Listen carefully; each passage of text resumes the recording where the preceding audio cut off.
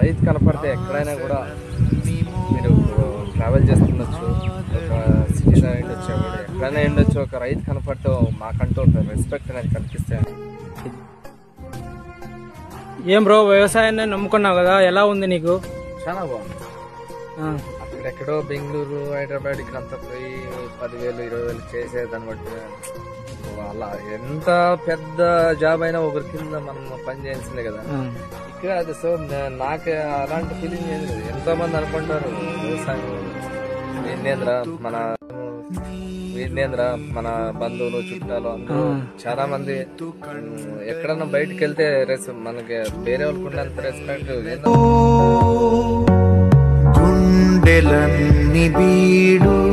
పెద్దదైనా ఒకరి కింద ఉండాల్సిందే కదా. నేనేంది అలాంటి ఏం పట్టించుకోలేదు. నేను నా వృత్తి వ్యవసాయం, నేను ఇదే నమ్ముకున్నా. కానీ నాకేం మోసమేం లేదు.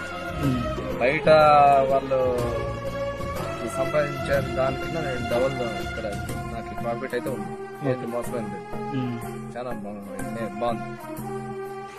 మీరు తినే భోజనాన్ని మీరు ఏదో ఎప్పుడో ఏమో అనుకుంటారు, కానీ మేము ఇక్కడ 120 నుండి 150 రోజుల దాకా మేము పండించే వాళ్ళకి తెస్తుంది దాని విలువ.